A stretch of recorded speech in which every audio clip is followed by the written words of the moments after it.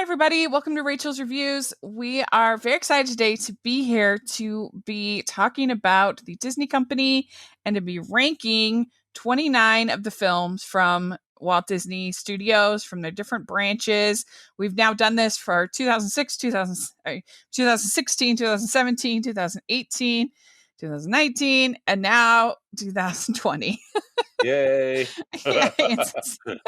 And Stanford is here with me to do Rachel. this. Yes, thank you so much. And so when we were trying to put this list together, we decided to, of course, there were no Star Wars or Marvel movies last year, but we decided to include your Disney films, your Pixar films, your Disney Channel original movie films, and your 20th Century Fox various offshoot films. It's 20th Century and Searchlight. Right, are the two studios there. And we decided not to include The Empty Man because neither of us are very big horror fans, and we hadn't heard very good things about it. Yeah. And so we figured the world could do without our having to watch Empty Man. Yeah.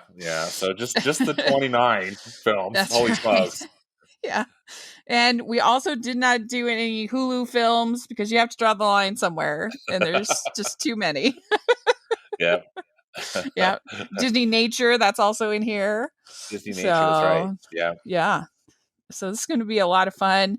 I don't know how different our lists are going to be. I think the middle is where we're going to vary. We're going to vary. Yeah. But I think they're going to vary more in the middle, Rachel. You know, maybe I think so we'll too. See how it goes for the bottom and the top. But but anyway, it's going to be great. Thank you for inviting me on. Yeah, so let us know if you're listening what your ranking would be and what you think of these different movies. And we're going to try to go through this pretty quick because we have so many. So 29 movies. Yeah. So we have different reviews and different stuff. If you want more, just let us know. We can try to put links and other stuff down. Absolutely. But let's start with the bottom, number 29. What is your number 29? Oh, Artemis Fowl, the absolute worst film that got produced out of the Walt Disney Studios last year. I thought absolutely horrible and such a disappointment. Yeah, I was very disappointed because I was really hopeful that we could get the start of a new franchise. Yes, absolutely. This was way back when it was supposed to debut in August of 2019. I was pretty excited about it, and I thought, we haven't had a new franchise from Disney, at least live action, since the Pirates movies. That has, they've tried a bunch of things. They tried like Lone Ranger and what's it called? Johnny Carter and different ones that could have led to a series, Tomorrowland, but nothing has stuck. And nothing has been good. They've all been bad. They haven't been good. Yeah. Mm-hmm. And this was just absolutely dreadful. And I think given that, Kenneth Branagh directed it and they had a pretty cool cast and wow. And source material that's, I think, quite beloved by many. Mm-hmm. Yeah, I read the book before just to because I had a feeling by the time it was released, I knew it was gonna be bad. And so I read the book just to kind of see, and the book does have a lot of potential. It's very subversive. It's very different. It has good characters. And this is just all set up, no story. Yeah. That's the main problem I had with it. Oh, yeah, absolutely. I was same thing. Also, I really didn't like the narrative approach they took with it. I thought, again, they brought in, good actors that gave really lousy performances, and then just a really disappointing from start to finish. And I think, again, as you were saying, the release date kept getting pushed, and then of course COVID happened, but it seemed suspect. Clearly, the studio knew that this film was, problematic. So, which is too bad. Yeah, and it's so much exposition. It's just there is no story. Nothing happens. Yeah. You're just even the last like couple scenes of the movie are going to introduce to new characters. You're just like, Yeah. what? It was like a pilot for a show, is what it felt like more to me than an actual film. Yeah. Yeah, I agree. Mm-hmm. Yeah. All right. Well, 28. What do you have at 28? I have the 20th Century Fox film Underwater at 28. Oh, really? Yeah. Oh, interesting. You didn't like it, huh? I hated it. I hated it so much, Rachel. I mean, part of it is, horror genre is not really my thing. Although I was trying to give it a chance. Chance. It just drove me crazy. Just Yeah. the way it was crafted, and I mean, they were trying to be Alien. I mean, they're trying to make their own version of Alien, which that's not a bad goal. I mean, because Alien, as much as I dislike horror movies, I think Alien is a fantastic film. Brilliant film and terrifying. But this one, I honestly just couldn't wait for it to be over. And then when finally, finally when it ends, it's just like, oh, thank goodness. Like, I mean, I mean, I have to admit, I didn't have time to rewatch this, so it's going back. It was going back to January. Yeah, because it's January. Yeah, I watched it on HBO Max, just this last weekend. But yeah. But I have quite a bit higher. I thought it was fine. I didn't go fresh on it. I went rotten on it because it was so derivative and just it wasn't the best. But I thought it was average. Like, to me, this is like a classic version of like what I would call like a cable movie. Like they would come on TBS or TNT or something like that. Yeah. You'd watch it and be like, that was fine. I like Kristen Stewart and anyway, we'll talk about it a little further up. But yeah, I guess I've been more just kind of meh on it. Not one I would like fight heavily for, but I didn't think it was terrible. But my 28, I do think is terrible. I have Downhill at 28. I saw it at the Sundance Film Festival, and this has all the ingredients that it should be great, and it's just such an unpleasant experience. It is. It's a very unpleasant film. It's not funny. It's not touching. It doesn't tell you anything about marriage. It's not insightful. It's just annoying. Yeah. And like, she's just, I don't understand her problem. Like, I feel like his actions are not that ridiculous. Like, and she makes it this huge thing, and then his behavior then after that does become obnoxious. But I feel like I understand because she's being so ridiculous, and I just really disliked it. Yeah, it's one where I had the chance to see it at Sundance, and I picked something else, and I was glad because it's. Yeah, this was also when I watched it on HBO Max. I have it up just a few notches with the reason, which I'll tell you about as we're moving forward. But yeah, it's not a good film. When it should have been good with this cast. I mean, there's no reason. The cast. I mean, and I guess the original Dutch or something film or Swedish. Yeah, it's a European film that they remade. Yeah, I guess the original is hilarious. They filmed it on location.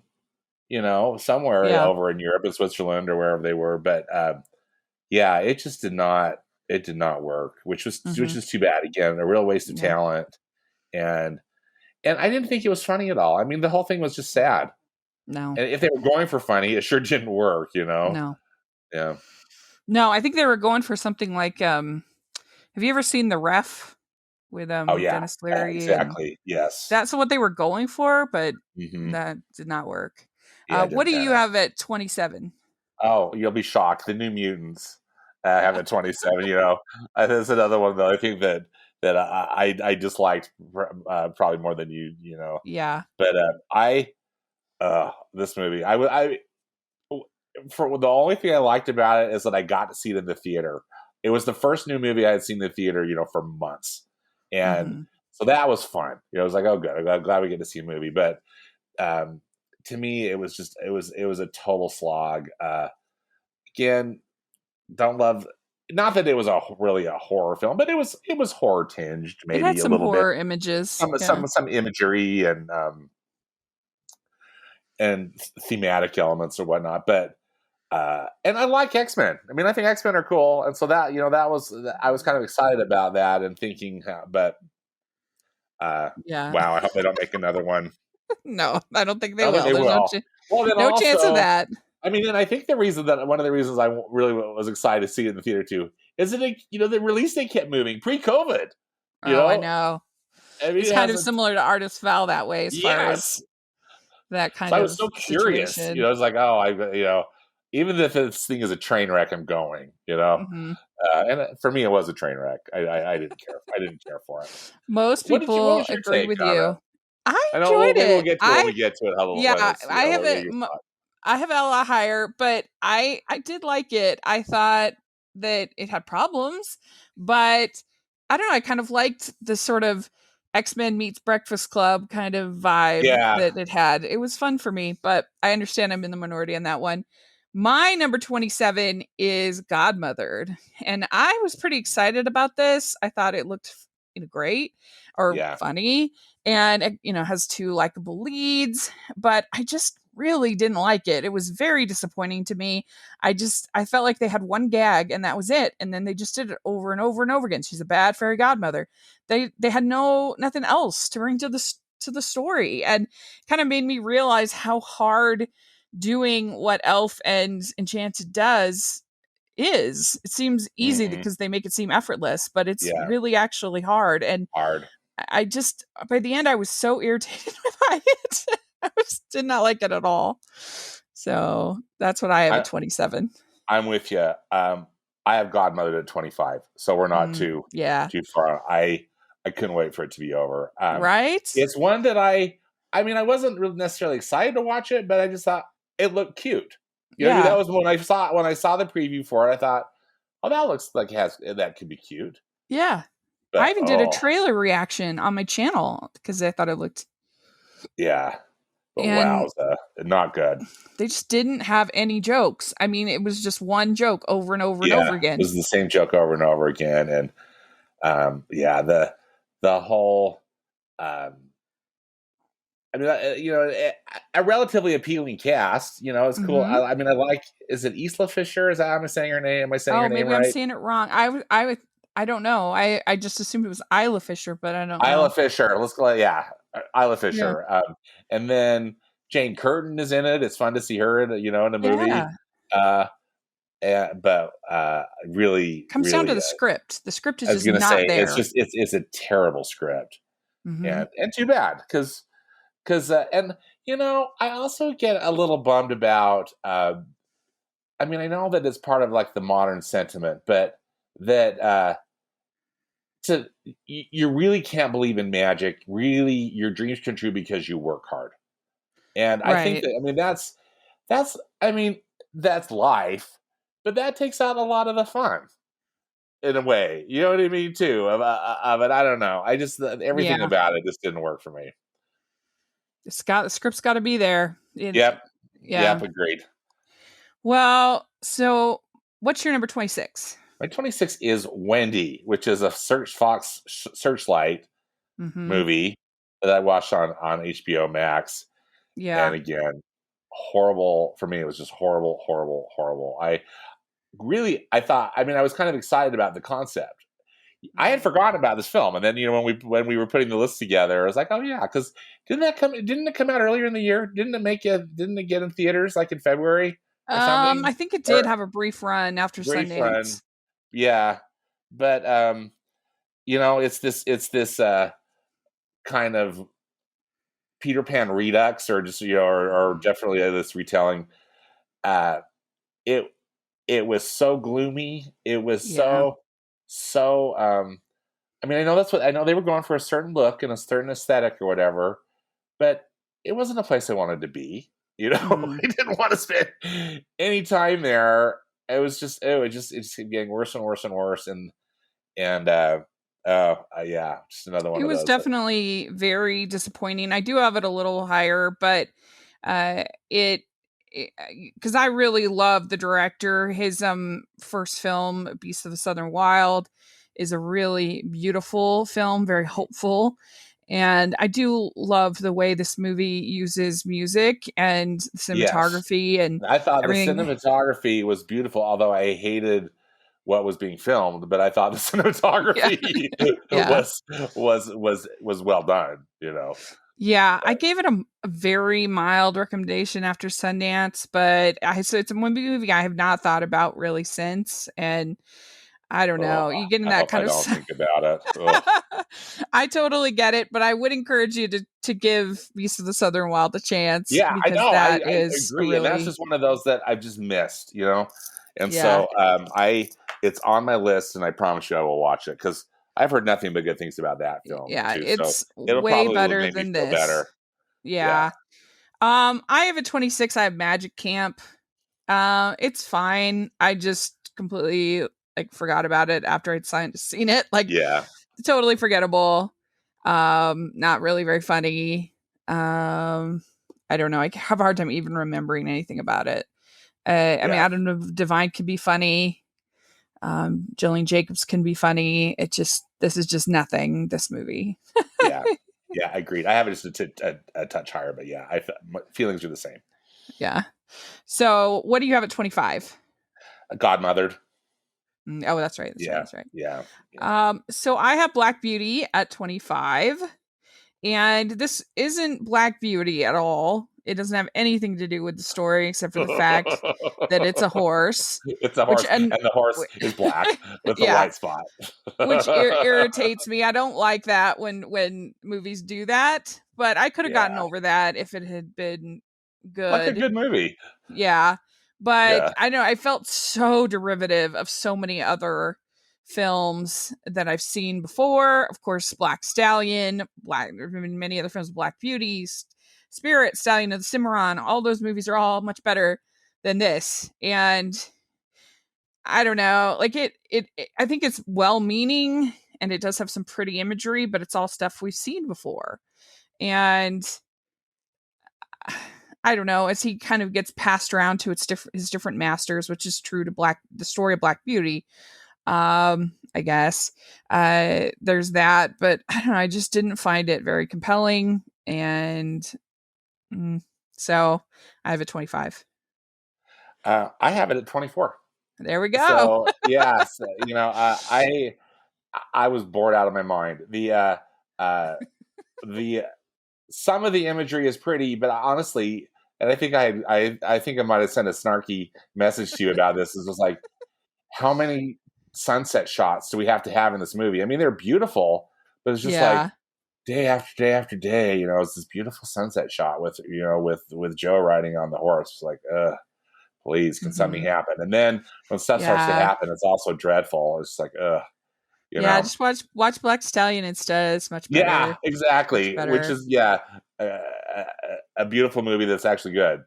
Yeah. So Yeah. so yeah, And there's been so many good. I mean, most of them are more R-rated. So many good horse movies with things like Lean on Pete and The Rider and hmm Mustang. There's been lots of good horse movies lately. We don't need yeah. this, There's a lot of and then we both saw Jockey at Sundance, right? that Yeah, which yeah. will It's so probably make good. its way into theaters, which I thought was very good. Yeah.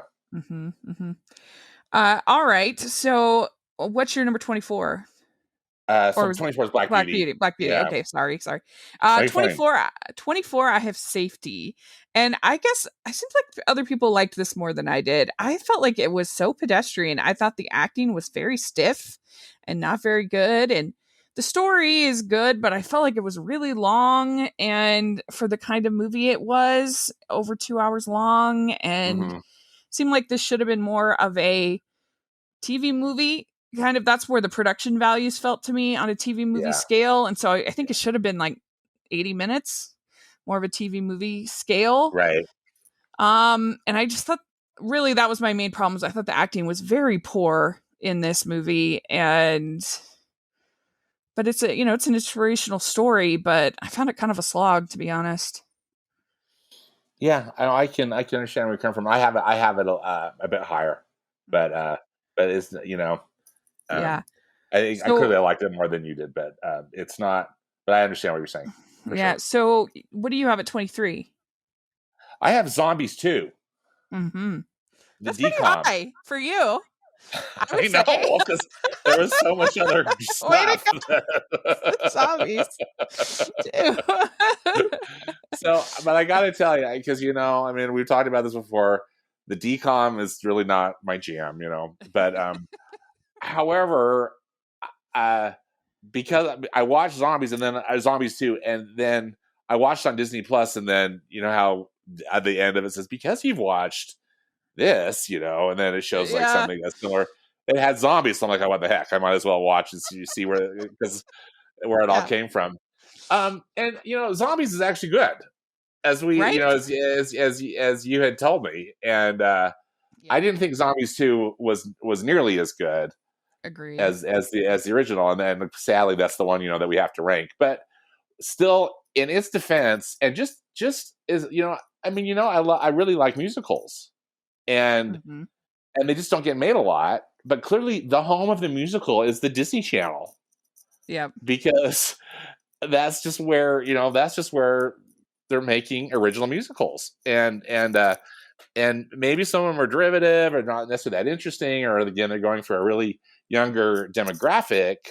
But I I'm impressed and glad that they're making them. So I need to pay closer attention for these Disney Channel musicals, and see what happens. But this one for me, clearly they had put a lot of work into the production and the choreography and the Yeah. costumes and stuff. But the story was really dumb, I thought. Yeah. With the werewolves, Yeah, the first one was way better as far as story, with it being this little fable for teens about exactly, judgment about and racism judgment and race and acceptance, and yeah, and I like Meg Donnelly a lot. She, I think, is a pretty good singer, first of all, and then also, I really love American Housewife. It's a show on ABC, and she's on there. She plays she's on that show, the oldest daughter. Yeah, and she's really funny, and so I enjoyed seeing her in the first one. I did enjoy this, but I agree it's not as good as the first one. Pretty much all around the board. It does have. I love that black and white. I mean that glow in the dark dance sequence in the factory. Yes. When they're Yeah. that's really good. That looked cool. Yeah. Mm-hmm. And so overall, I thought it was, I guess, fine, entertaining enough. It still has that nice message. It's the same message as the first one. So it'd be nice if they made their characters kind of grow a little bit more in the third one, which I'm sure somehow we'll get. Oh yeah, no question. That if they had them kind of grow a little bit more and learn new lessons instead of the same lesson over and over again. I have it at 22, so just after, just before you. But it's harmless, but yeah, not as good as the first one at all. And I have a 23. I have Stargirl. And I just found this movie so annoying. I just found her annoying. I found it's a total manic pixie dream girl, teenager. I'm going to just make the young man, I'm going to solve all his problems. I'm going to make him happy. And that's my whole role in life. I don't even have like a real name. I don't have any personality except for to make this boy happy. And that's just, I just don't like that. Girls need to have their own drive and their own goals and their own, and she was just it just really annoyed me. And it was all done nicely, and also the fact that she plays music several times before huge crowds with no microphone of any kind, and everybody can hear her and everybody's cheering, and I'm like, that would not happen. You need a microphone. And I just really was irritated by it. I didn't like it, so that's why it's there. I have a little higher. We'll talk, but yeah, okay. I can understand. I support you in your criticism of it. I understand. All right, what's your next one? I forget where we are at. So I think we're at 22, right? You're at 22. Okay. Yeah, you're at 22. That's where I put Downhill, but it was tough because again, I didn't like Downhill at all, with the exception of the cast. and even they couldn't redeem it. But as we've discussed, but I like these other ones so much worse, and so it's just kind of where it landed. Well, next for me at 22, I had Zombies 2. 21, I have Mulan. And Mulan was very disappointing to me. I felt like I hadn't really liked any of the trailers, so I don't know why it would be disappointing. Because I thought the flowing hair was so ridiculous. The model hair flying through the air when she's supposed to be a warrior. And I still think that's ridiculous. And but somehow I got my hopes up because of the delay, I think. And finally, we're getting to see it in August. And, they're putting it as a premiere access. So maybe maybe they have faith in it. I don't know. But then I watched it and I was so disappointed, even though I was originally not expecting it to be good at all. Yeah. But I felt like they made her so bland, and she's such a great character, and there's so many good scenes in the original that were just so bland in this one. With like, for instance, when she decides to go off to war, instead of it being this impactful moment where she's cutting her hair, it's just kind of blah. It's like yeah, nothing. Yeah, and there's like no character growth for her character. She starts out a superhero, and that's it. And I didn't think that the thing with the witch really worked very well. I didn't think that it had some on spectacle, but much not as good as the on spectacle of the animated film. So I can't think of any reason why I wouldn't just watch the animated film and not watch this. And so that's why I have it at 21. What do you have? I know you have this much higher. What do you have at 21? I have the Secret Society of Second Born Royals. Yeah. At 21. And these next few, they were almost like hard to rank because they're just but I guess this one I thought had such a fun premise, and it was really not interesting the way it ultimately turned out. It was really bland, and that disappointed me because I thought it had pretty decent production values and an appealing cast, but terrible script again, and I just thought it really was a dud. Sorry, that's not very descriptive. What was your take on it? I guess they're saying, well, yeah. I have it at 20, so just next to you. It was okay. Like, I think if teens are looking for that kind of movie, like, it's passable. A fun little preteen movie. It's just kind of like a mindless way to spend a couple hours. But very bland, very predictable. Yeah. Definitely nothing special. Yeah. Yeah. And again, one of those that I thought the premise had a lot of potential. Yeah. It's a fun idea. But it I didn't think it really worked out. Yeah, no, it's definitely not the best. So I have, what do you have at 20? So at 20, I have Upside Down Magic. Okay. So you like just a hair better. Just a hair better. Yeah. And again, same thing. That actually I thought it seemed quite derivative of the Harry Potter universe. Mm-hmm. But still, was clever, fun. I thought they had some appealing actors, and it's a fun idea. Mm-hmm. But I think probably at this one it just came down to I just really wasn't the target audience. So this film probably just wasn't for me. But I could see how some might really enjoy it. Just think that I think that it's pretty fun. So I liked it. I was surprised how hard so many were on it, saying it was garbage and all this stuff. And I was like, really? I thought it was perfectly cute. Yeah, I liked the whole idea of the people that are kind of bad at the kids that are bad at magic, and they're the misfits. I kind of liked that idea. Yeah. I thought it was clever, and sort of a special needs club for magic was clever. It's clever.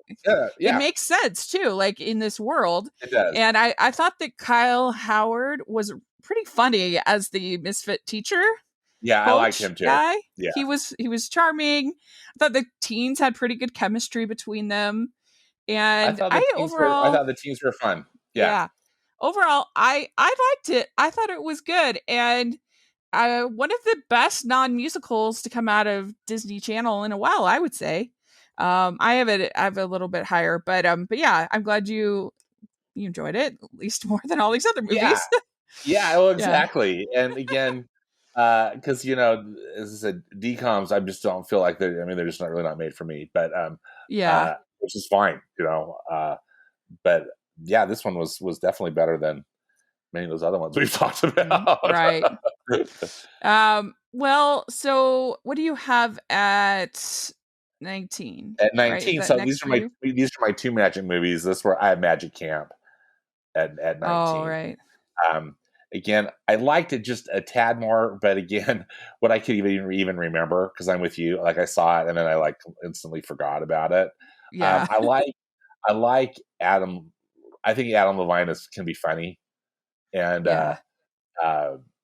and this wasn't a terrible script. I mean, his role wasn't terrible. I thought he played it just fine. It just wasn't that great as far as No. just like really being compelling, really being Just wasn't funny. funny. Yeah. Yeah. So for me, I have a 19. I have Call of the Wild. I thought that it was serviceable, I guess, but I thought the CGI dog was just such a bad choice. It really hurt the movie. And I thought Dan Stevens' role was really bad. Oh. I thought that he was so over the top and just not in the same movie as everybody else. It felt so cringy to me.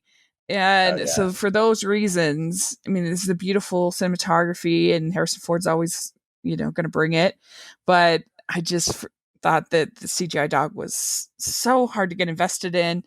And I understand why they chose that, but I don't think it worked. I think you either have to have a real dog or not make the movie. It's the second choice did not work for me. And then Dan Stevens was, I thought, laughable in the role.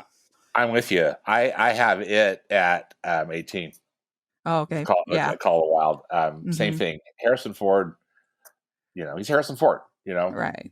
But wow, those CGI dogs, particularly the main dog. I mean, because the thing that was frustrating, they didn't work. And what was frustrating to me is just what's frustrating to me generally about CGI. Like, I know, like when we talked about the CGI Lion King remake, that was so frustrating because they were going so much for realistic looking animals. It's really hard. I think that's very hard to pull the emotion out of it. And the animals were just always just kind of blank face, even though they were saying stuff that provided, the script provided, the words provided the emotion or tried to.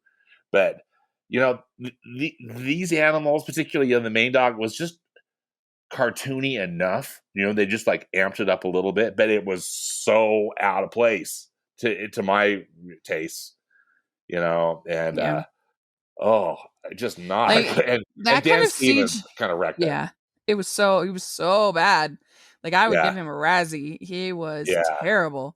Yeah, whenever he's in a bad movie, I always want to say to him, "You left Lady Mary for this? What?"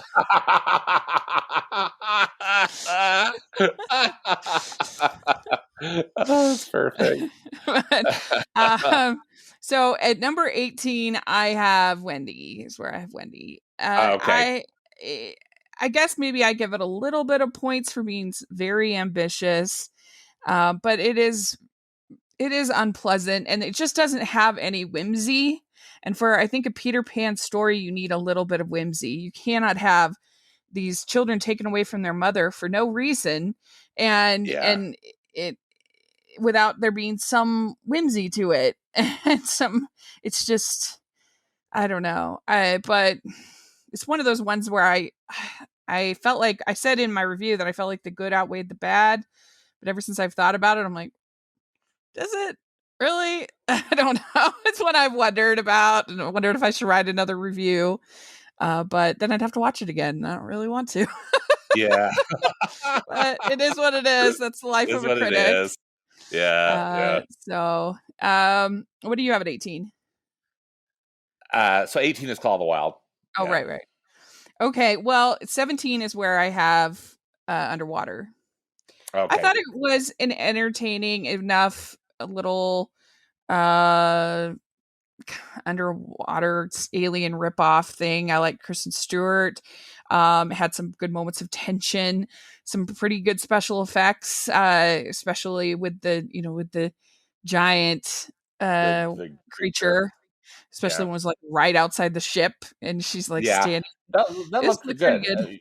The special effects, yeah, look good Yeah, and overall. most of the stuff with the other members of the ship I didn't like. Again, this is going back to January, but I would say it's a cable watch. If it came on Mm-hmm. TBS or TNT for free, I'd watch it. But I did go fresh on it. But Yeah. I don't know, it was okay, in my opinion. But yeah, and then so what did you have at 17? At 17, I have the one and only Ivan. Oh, okay, yeah, Uh, interesting. which I was disappointed in it. I was really looking forward to seeing it, and also, it was supposed to get a theatrical release too. Mm-hmm. And they brought in, A-team talent. I think and Angelina Jolie produced it, if I'm not mistaken, and she was also a voice. I got just so frustrated with the story, and I just it just didn't really. Yeah, I guess I just didn't enjoy it. I wasn't that entertained by it. It's not so much that I was bored or whatever. And again, and that's not the goal of these movies, is to entertain me. That's not it at all. But it's just, um, Mm-hmm. I, I just was not as invested in these characters as I think I wanted to be at the start of the film. Yeah. Uh, and it had, I mean, again, I thought it was overall pretty well made. But yeah, it just ultimately didn't work for me. Mm-hmm. Huh, interesting. Yeah, I guess I liked it a little bit more. I could see it definitely is not like super memorable. Yeah. But so number 16 for me is Upside Down Magic. We were talking Okay. about that, but I thought it was Yeah. cute. I liked the idea of the misfits, the special ed uh for uh, uh for magic. I thought it was cute. And so overall I enjoyed it. Um what do you have at 16? I have Dolphin Reef at Okay. 16, the Disney Nature So movie. you liked that one less than the elephants. I have Elephant at 15. Yeah. Okay. They're both kind of together. And I liked it just a tad less than Elephants. I thought I mean, they're both these Disney nature films, they are so beautifully filmed. And to me, Mhm. it's a miracle. I love the end credits, how they show a little bit, kind of the Yeah. method behind the magic, like, because I just And think, I how in the world do they get these? Do they and I get these think shots?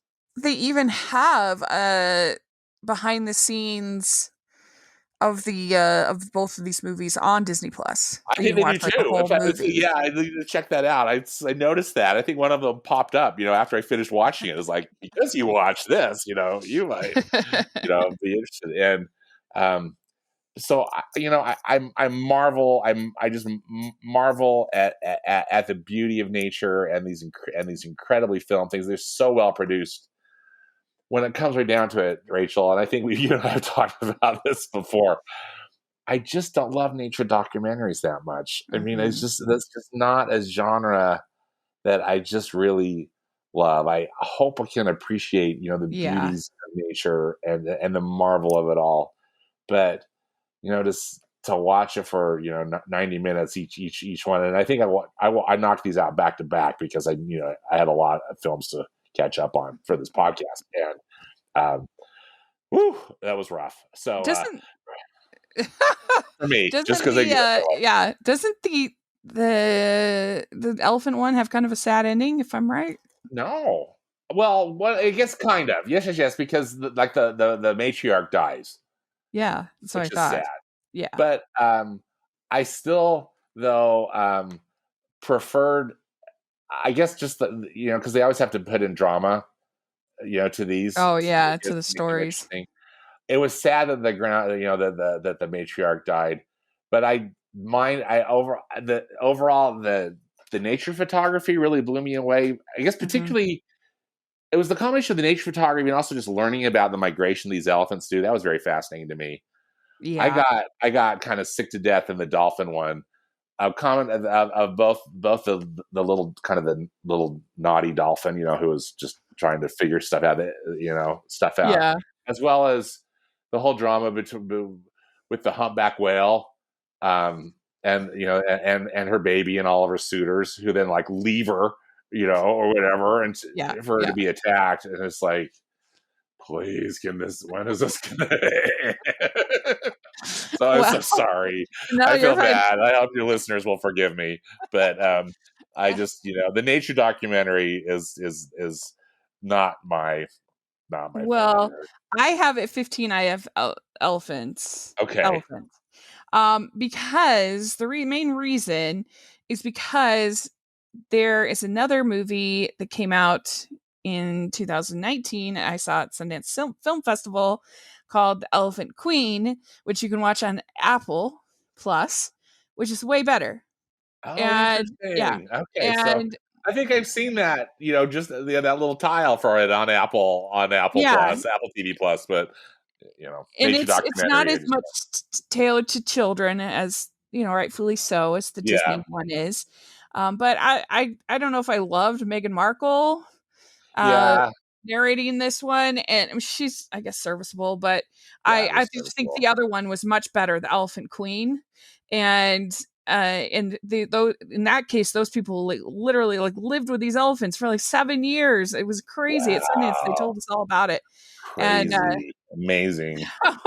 so that's why it's at 15 for me. And then I have actually New Mutants at 14. Okay, yeah. And like I said, I recognize this movie has flaws, and I think a lot of it comes from it sort of being post X-Men world, but then trying to connect to the X-Men world that doesn't really work. But overall, like I said, I kind of liked this idea of sort of the Breakfast Club meets X-Men type of story.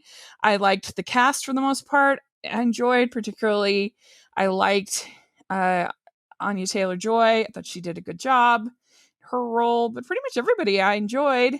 I thought that the Blue Hunt as the lead was not the best. I didn't really like her, but for the most part, I liked the cast, and I thought it had some cool imagery, and I don't know, I just overall I enjoyed it.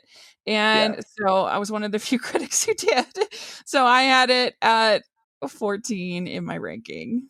It's not like my favorite of the year or anything, but I thought that it was overall Yeah. entertaining. And so what do you have at 14? So 14, I have Black is King, Okay. the Beyonce movie.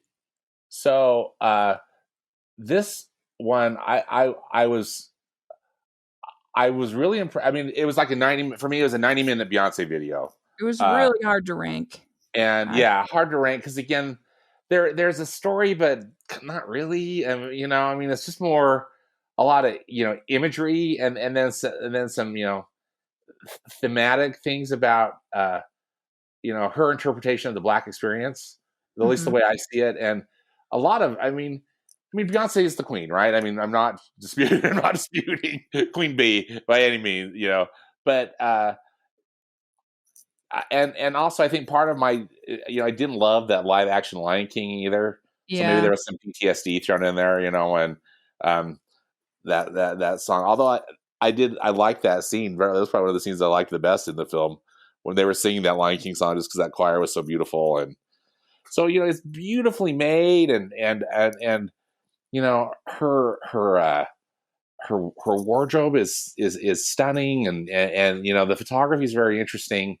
But again, for me, it was a 90-minute Beyonce video rather than necessarily a film.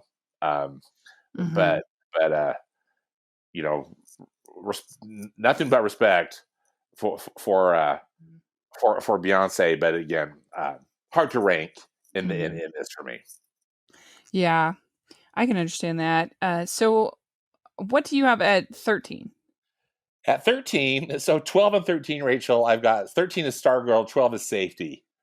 For me, I Okay. like those films clearly a lot better than you did. And again, I really appreciate your excellent descriptions of them. I think for me, I was just feeling, and you and I again have talked about this before, but I was just feeling literally glee, just such glee about the return of the mid-budget Disney movie. Mm-hmm. Not that either one of these films were just stellar by any means, by any means, but they both made me so happy, and that I just thought this is just like a great Disney movie that doesn't have to be some giant quote unquote franchise film. Yeah. Just a good story that could work for a family, and that I think in their own way, without hitting you over the head, they're teaching some good things, or showing some good, good behavior, and they worked. I thought Stargirl clearly had issues, but again, I was just so happy to just for that very reason. And then Safety was I thought a pretty cool story wrapped into a sports movie. Mm-hmm. But I get you. I would the performances aren't that great. But yeah. it was too long. But And I agree with you completely about that, about the small movies coming back to Disney. That makes me so happy. yeah, I'm So so I'm happy. with you They have 100% a home. there. They have a home. Mm-hmm. And let's just hope that they can be good. And some of them are, as we're going to continue to talk about too. Like some of them, are actually really good. Yeah. Yeah. I mean, Timmy Failure. Yeah. We're going to talk about that pretty soon. So, Yeah. all right. Well, I have at 13, I have the Dolphin Reef, and my friend Larry and I, we were so excited about this because this had been on the schedule, I think, in 2018, way before. And then it just kept getting delayed and delayed. And then it was released in France. And we're like, why did they get it? And we don't get it. And they're like, where is Dolphins? And so maybe I don't know. But I just thought I mean, I love the ocean. So I could just watch the ocean for 2 hours and be perfectly happy. And I miss the the ocean so photography much. is just incredible. It's incredible. Mm-hmm. Yeah. And so I just thought it was cute, and dolphins are adorable. So that's enough to get it to 13 for me. Yeah. And then at 12, I have the one and only Ivan. Okay. I thought it was sweet. I liked Bryan Cranston in this role. I don't remember a ton else about it, but just that I remember thinking it was sweet, and that I was glad that Ivan got free. Yes. And at the end, I said it's a sweet story, and I love these kind of small live action family stories, but something was missing to put it on the great tier of your Paddington or Babe. It was lacking.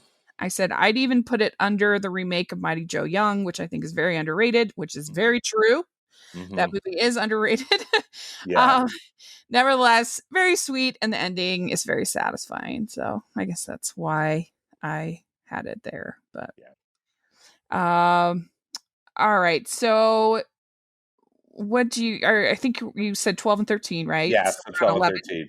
Yeah, so 11. Are we on 11? Okay. Yeah, what do you have at 11? For me, 11 is Phineas and Ferb, the movie Candace Against the Universe. Yes. So what do you think? Is this your initial? This is my initial. Yeah, I hadn't watched this.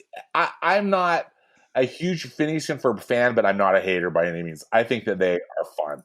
Every time this was your first time watching Phineas and Ferb? No. Oh, okay. This was my first time watching this film. Movie, I can't remember I can't remember when the movie came out. It was in August. It was in August, yeah. So But you've seen Phineas and Ferb before. I've seen many episodes of Phineas and Ferb. Oh, okay. As well as some of their TV movies, some of their movies that they've done. They've done some kind of long form things for Disney Channel, if I'm not mistaken, or Disney XD, or wherever they played them. But I thought this one was a blast. I mean, just classic Phineas and Ferb. All the clever songs that they they include. I love the comedic tone. I love how it's always a happy ending. I love how the mom never sees any of the stuff. I mean, and I thought this was actually really a cool direction to take Candace in. because Candace is always so frustrated, um, and it's just like Candace, made a change, and anyway, it really worked for me. It's kind of crazy. This is the only animation we got from Disney non-Pixar all year. I know, What's right? this? How crazy is that? It's crazy. Yeah. But yeah, so I have Clouds at 11 for me. I think I mean I enjoyed the movie. I thought it was very sweet, of course, true story. I think I would have liked it even more if I hadn't seen a billion other similar movies like Fault in Our Stars or kind of thing, which I actually kind of hate Fault in Our Stars. But I'm an odd opinion on that one. But just that whole style of sick teen romance stories. I think it's such a weird genre. I don't understand why the teens love these I don't understand these either. weepers, teenage weepers. These weeper movies, they're so sad. And I have Clouds at 10. So, I think we're pretty close because there was a lot I liked about Clouds. I don't understand the teenage appeal, but I thought because it was a true story too, and I liked how learning about how the director, is it Justin Baldoni? Am I saying his name? I think I'm saying his name right.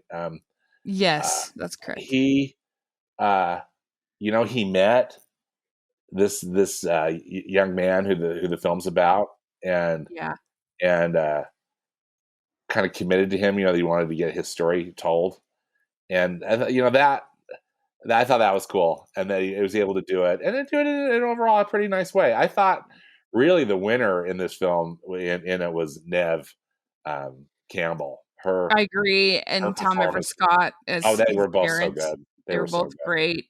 I was gonna say that, and Rel Howery in it. He's great, and overall, it's just a sweet little movie. I mean, I can't imagine anybody like criticizing it too much. It totally does what it sets out to do, and makes you cry, and it's true story, and it tries to inspire you a little bit, and so. And it was perfect timing too when it came out because, we're all trying to kind of get comfort over streaming YouTube and sharing our experiences and stuff like that. And that's what he did. And it was perfect. So, yeah. So number 10, I have the Taylor Swift Folklore album movie. Yeah. And I think this is honestly a lot better than her Netflix documentary. And I'm not just saying that because I'm bitter. The one you had to see at Sundance twice. Twice. So sorry about that. But no, I mean, I just think this did a much better job of showing her music and actual songwriting, and still showing her growth as a politically minded individual, and her changes in her ideas about being a woman, and they had all that in there. It was all, I just thought, done so much better, and the music was better, and you really got an idea about her songwriting, which the other movie hardly touched on at all. And so I appreciated that, and you got to see kind of how she came up with some of the lyrics and the stories behind her songs. So I enjoyed it. Yeah, I had that at number 9, Rachel. I just echo your sentiment on it. Yeah. Yep. I was surprised how much I enjoyed it. I wasn't quite sure. And you had Clouds at 10, right? Clouds at 10. So Clouds at 10, Taylor Swift, Folklore, the Long Pond Studio Sessions at 9. Yeah. Yeah. And then number 9, I have Phineas and Ferb. Nice. Okay. Yeah. Really enjoyed the animation. It made me laugh. I thought it was funny.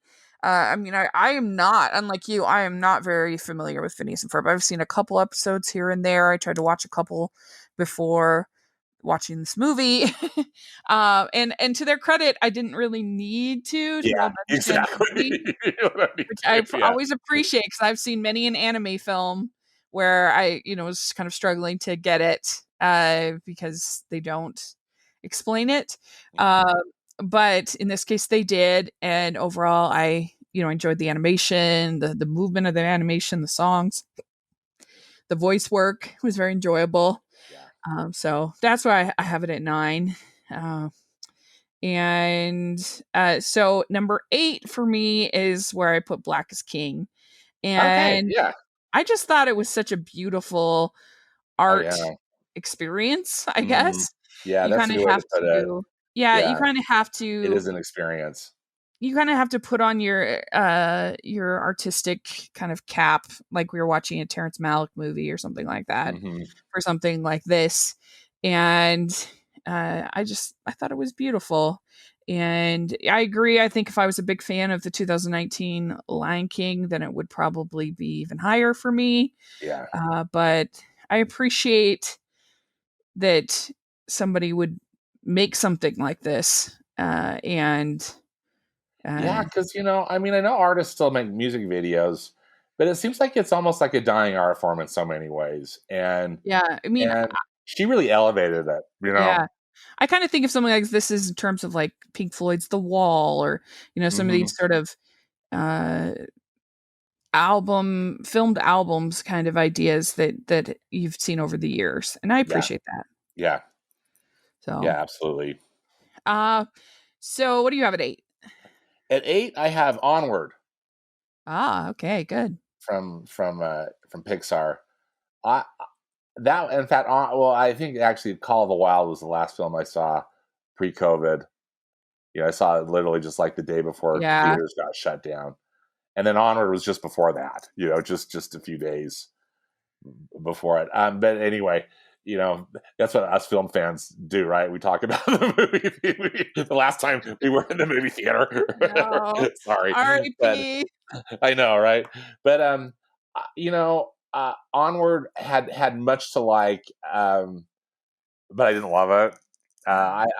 But still top 10, for me Right, yeah. out of this long list because uh, I I thought the concept was very clever. I love the animation. I love how Pixar can just go really into some really weird places, but it still works. I mean, they're going to uh, some of the stuff that they did in this movie. It was crazy and it was fun, but I came out of there just not just loving it, which was you know, I guess kind of a bummer, but still, even not a great Pixar film is still a joy to behold. Mhm. It's in so many ways. So Yeah. yeah. So for me at number 7, I have Howard, the documentary Howard, Okay. which I love Howard Ashman. Yeah. I love Little Mermaid. I love Beauty and the Beast. It was worth watching, if only for the behind the scenes clips of Beauty and the Beast Oh, with Angela Lansbury and incredible. Jerry Orbach and everybody like recording. That was incredible. Yeah. And just his whole story is so touching and sad and such Heartbreaking. yeah, heartbreaking. That's a good word. And I think a lot of people don't know that he died of AIDS, or they've forgotten. And so I think I'm glad that this was made, and I just found it moving, and all of his friends sharing, and you get Jodie Benson in there talking. You have Alan Menken, obviously. Uh, you could hear about Jeffrey Katzenberg, all those people that worked with him, talking in various interviews, old and new. I just found it very moving. So I had it Oh, 7. I loved Howard too. I have it at number 6. I have it at number 7, and I'll not wanting to jump too far ahead, Rachel, but at number 7 is where I put Mulan, which again, Oh, go figure. Like what the heck? In fact, I couldn't believe I was ranking it so high. But I mean, as I was going through all of it, for whatever reason, Rachel. I mean, I guess I kind of know our reasons, but I liked Mulan, and go figure. Like, yeah. because I shouldn't like it. For all the reasons, your expert reasons, that you gave. For me, I think I was so surprised and delighted. I mean, I shouldn't have been necessarily because they showed a little bit of the preview, but they turned it into one of those. Oh, what do you call it? Is it a The sushi? No, this Huxian. yes, yes, yes. Thank you. That I had no idea that they were going to go in that direction, and I was just delighted. And then I love the cast. I agree with you. Mulan as a character had no character arc. It was so disappointing how she left her family, because that's one of the coolest scenes in the animated movie, and I can't believe that they didn't even attempt it. Yeah, and I don't know if it was a language barrier, but I didn't think the actress was very good. She was very wooden to me. Yeah. But they had me at Jet Li when Jet Li, I thought Jet Li was, and I thought that that they made it different enough to make it interesting. I think I was so relieved that they didn't go what they did with the Lion Shot King. for shot, yeah. That they really took the story in a different direction. Not so much that it was great, and I would watch the original any day over this one, no question. Right. The original animated film I absolutely adore, and is infinitely a better film than this. And I can't believe that I'm sick to death of these Disney remakes, as you've heard me say ad infinitum. Still, I really like. Really liked it. Hey, I get it. I get it. So what was your 7? I sorry to My jump ahead. 7 is Howard. So okay, and that's what Howard for me was 6. Yeah. My 6 is Onward. So we swapped. Okay. We swapped, and and Onward for me, I think it gets the bump because I liked all the things that you liked. Plus, I have a somewhat rocky relationship with my brother, so I think that I related to it on that level. The relationship between the two brothers, but also I just thought the ending was so interesting and bold and made me cry.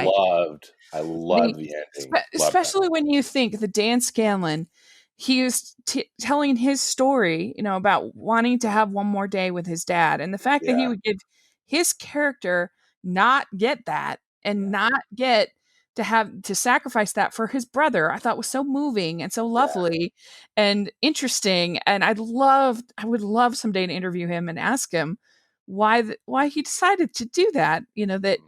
That this was his story and he decides not to give him the ending. I thought that was so great. And so I think it's kind of underrated for the year, I would say. I think people were very tough on it. And I'm not going to say it's perfect, but I enjoyed it. I didn't dislike it that much less than Soul. Personally. I'm so glad you brought up the ending, because I didn't just love all the stuff that was going on in the third act, but that ending was so surprising. Yeah, it was very surprising. Touching. And to me, it was very satisfying. I mean, maybe some other people would not. I don't think. Not maybe. Clearly, some other people didn't really. I loved it, and I think. Yeah, I will hope for that interview that Rachel that you get with Dan Scanlon, and I will read it with joy. Dan Scanlon, if you're listening, let me right do it. Rachel. But what do you have at 5? So at 5, I have Soul. Okay, yeah, good. Soul again was for me. Soul had some imperfect story stuff. I've only watched it once. I need to go back in and watch it again. I keep telling myself, and one of these days I will. But I didn't love. I had issues when they went back to Earth in their different bodies. Yeah. I can understand story-wise why they did it, because I think Joe had to look at himself through another set of eyes in order to course correct. Yeah. But still, that whole thing is like, oh, what is happening? And this is just, I didn't really like it. But the animation is stunning. I love the setting. I loved all the stuff in the Soul world. The voices I thought were great. The Pete Doctor-ness of it really comes through, I think, which I really love. But I also thought it was a smart move to bring in Kent Powers to not only, be a writer, but also co-direct it, to really, I think, bring a certain level of authenticity to it. Mm-hmm. Right.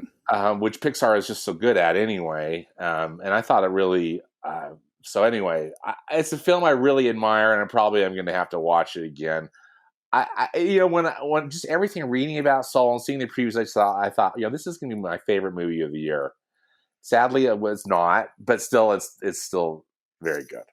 I agree with basically everything you said. I also have it at 5, and it was at 4 before you and I rewatched Nomadland. I had it at 4 too. But yeah, it was a little disappointing, but with how excited I was for it, and so that was maybe partly my fault. But I loved Inside Out so much. I loved Up so much. I have just loved everything Peter Doctor's done, and I did enjoy this. But I thought that I agree with you about the middle when he's inside the cat. I just a lot of that did not work for me. Yeah, it didn't and work for me. I felt the message is a little bit muddled. I think it's trying to say that you can lose yourself in the cause of a dream, which is sort of a bold and interesting message, but I think it kind of gets muddled, and a lot of people are like, oh, it's about him finding his spark, and I'm like, no, it's not. No, it's not. That's not what it's about. It's like he's kind of losing his spark, and that's how he finds himself. Like, I get that you can take different things from the movie, but I just don't see how it's about him finding his spark. It's about how he lost himself in finding the spark, and how Jazz is not who he is. He is valuable just the way he is, by himself, alone, as his own person. He's valuable. And I think that maybe 22 is part of the reason why the messaging gets a little muddled, because it's a little bit unclear kind of what I think her character arc could have been better. Yeah. Like when you compare her to Sadness, it's just not nearly as moving or impactful as that arc. And I do think it hurts itself a little bit to me, the fact that I just don't feel like the movie is all that family friendly. I feel like, and I know some people are like, oh, that's not a fair critique, but I don't know. I just feel like the movie tries to be family friendly in the whole scenes with the cat and some of the silliness and stuff, but then it has these I don't know that, but it just doesn't succeed in that attempt, I don't think. And so it's not really a movie for adults. It's not really a movie for kids. Who is it made for? I don't quite know. Mm-hmm. But I love the music. I think that is so strong. My favorite score of the year. I love music, and I love that they split it up with 2 different sets of composers. Yeah, I thought it was brilliant. Yeah, and I love the animation, and I think that I appreciate its boldness, ambition, that's really trying. So it is what it is. I guess I have it at 5. So what do you have at 4? I think we have the same one. At 4, I think they shifted a little bit, but I remember from the last time we talked, because again it was after No Man Land. So for me, it's Timmy Failure. Mistakes were made. Okay. Mm-hmm. Which was hard for me, Rachel, to because I had it a little higher. I love this movie. I'm almost like this top 4. Mm-hmm. I kind of almost love equally. Just for different. I kind of do too. They're so different reasons. Mm-hmm. But Timmy Failure, Mistakes Were Made was really the best Disney Plus original for sure. Yeah. And again, the return of the classic mid-budget Disney family comedy that just is done expertly. And it's so charming, so clever, so fun, works for adults and kids.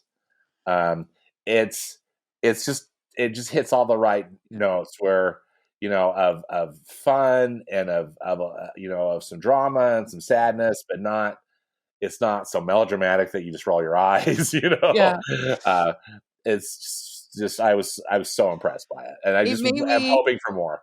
It made me so happy to hear that you enjoyed it too, because I felt like I was sort of the lone woman in raising the Timmy Failure fan club, because I have it at 3. I've No Man Land at 4. And I just loved Timmy Failure so much. I loved the script. I thought it was so heartfelt and honest. And when he has to say goodbye to that polar bear, it really probably moved me more than anything else in 2020. Mm-hmm. In the movies. I thought it was so really moving. Lovely. And him tottering around town with that Segway, it was so cute. Visually, it's so interesting, and and this little, the little actor is so good. Oh, Actually, everybody's good in this movie. yeah, It's like one of those where the whole supporting cast is terrific. And my favorite scene of the whole movie is when he sits down with Craig Robinson and they have that talk about adaptability. And basically says, "You're never going to be like all these people." And he's like, "Well, I guess I have to be." And he's like, "No, let's talk about this." And it's so well done. it is. And I think it treats it's so smart and handles stuff so well. It doesn't hit you over the head with anything. It just is just terrific film. Just can't say enough good about it. Yeah, so I had Nomadland at 4. The reason why I would have had it honestly, I would have had it way lower before a rewatch. Exactly. And because the first time I watched it, I felt very slow to me. And I felt like it was too rosy a picture of kind of what was happening. And for some reason, I don't know if I was just watching it with you or if I was in a better mood or who knows why we have different experiences with film. But I just responded so much more to it the second time. I didn't have a lot of those issues that I'd had the first time. It clipped along better, I felt like the second time. I can't explain it, but it is a beautiful movie. It's very authentic. And Frances McDormand is great in it. And capturing a certain maybe it makes a difference that I've basically been in quarantine for a year as opposed to in September when I saw it. I don't know, maybe 4 months, 5 months makes a difference. I don't know what it is, but I liked it way better the second time, and I have it at 4. Yeah. I have it a little higher, but I second everything you say. But this was my first watch. Yeah. When we did a socially distant watch where we pushed play at the same time we had screeners, right? Yeah. I was really taken with it. I thought it was such a thought-provoking film, hauntingly beautiful, so well directed. Frances McDormand is such a good actress, and her just kind of the pain and I don't know if you ever call it confusion, but her character's gone through a lot of stuff. And it's not necessarily an abandoned person. She's got options, but she's not taking them. She wants to be alone. And it's just an interesting thing just on so many fronts anyway. I loved it. I have it at number 2, but we don't want to. So what do you have at 3? At 3, I have The Personal History of David Copperfield. Okay, so I have that at 2. Okay, so yeah. And again, these top 4, I mean, for me, they were all. It was so hard to rank, So you're 3 then, Rachel. What's your number 3? Timmy Failure. Okay, so I've got the.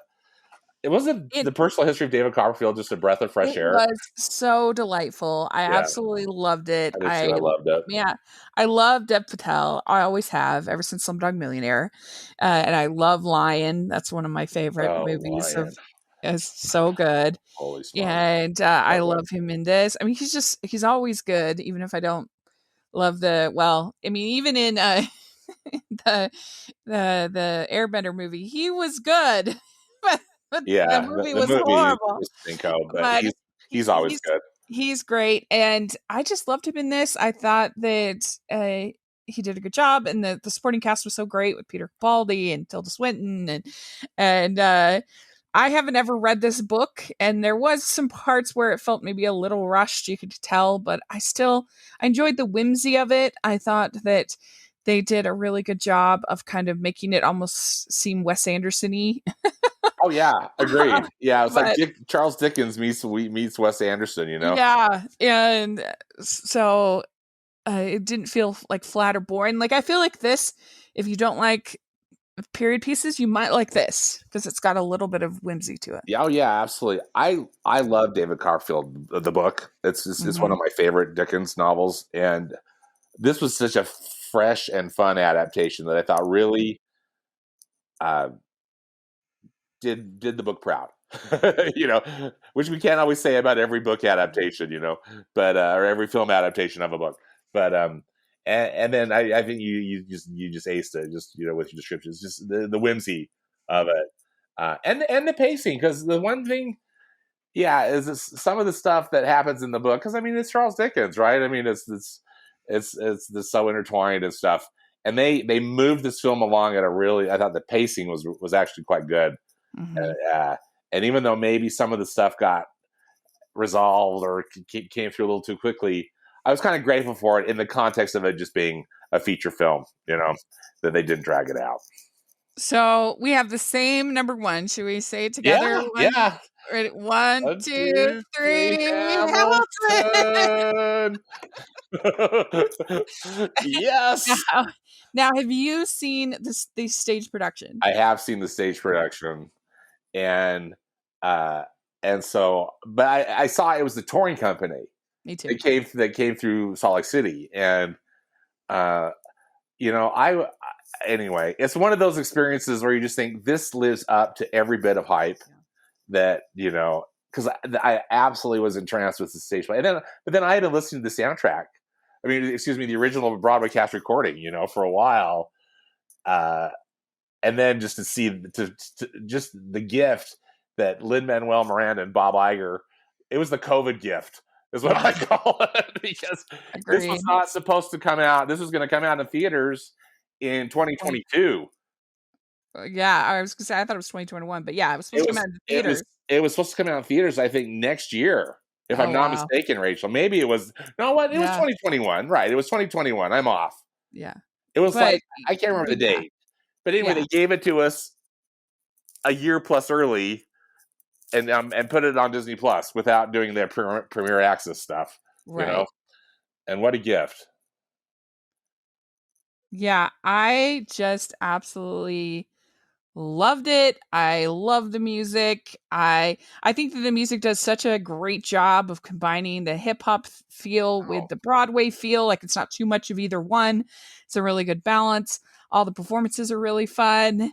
I mean, I love Daveed Diggs. He's hilarious in both of his roles. I love the Schuyler sisters. I mean, I don't know. I just loved the show when I saw it live, and I loved the filming of it. I thought they did a good job. And yeah, I agree with you that it was just the week after Broadway had been canceled, and so it was devastating, and I was devastated, and so just watching it was incredible.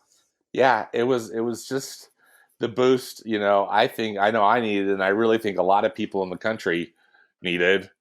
And because it came out the 4th of July weekend, if I'm not mistaken. And I'm so sorry I don't remember the date. And here it is, we are in 2020. And I think that who knows, I'm in a time warp. I'm in a quarantine warp. But yeah, you're right. It was clearly sometime in 2021, but it was like a year early, from when it was supposed to get released into the theater. And it's such a refreshing view of history and of life and choices and our legacies and immigration. All that stuff is all in there, but it's just so entertaining. It's so well done, and I just love it. I do too. I absolutely love it. And I didn't have any qualms putting it at number one, even though it's not, again, it's one of those things that's not necessarily a film, because it's, a filmed adaptation of, it's basically, they filmed the play, just I think they filmed it over a couple of nights, but still with the original Broadway cast. Hello. As you were saying, Daveed Diggs is so cool. Leslie Odom Jr. Come on. Christopher Jackson as George Washington steals the show for me. Everybody's incredible. Renee Elise Goldsberry, as and Philippa Sue. It just goes on and on with all the cast. I love it so much. So yeah, Hamilton was just. It was interesting, Rachel, when you told me, when you pitched this idea to do this podcast, instantly Artemis Fowl went to the bottom and Hamilton went to the top. That was no question. You know what I mean? And then everything else I really had to, kind of think and ponder about. But those two, no question, were the ones I thought, deserved to be where they were. Yeah. Well, I completely agree. So there we go. We did it. 29 movies. Yay. Well, let us know if you made it this far. Let us know what you think. And put your rankings down in the comment section, or just let us know what you think of ours. And Stanford, where can people find you? On Twitter, I'm at Stanford Clark, and I also have a movie podcast and blog at moviespastandpresent.com. And you can find me at Rachel's Reviews, all of our social media, iTunes, YouTube, and on Rotten Tomatoes. So check that out. And also at the Hallmarkies podcast, lots of fun interviews and other stuff going on over there. So make sure you check out the Hallmarkies podcast. And thanks so much again. This was so much fun. Thank you, Rachel. And check out our Patreon group. We really appreciate that. We also have our merch store with tons of fun designs. So take a look at that. And we'll talk to y'all later. Bye. Everyone.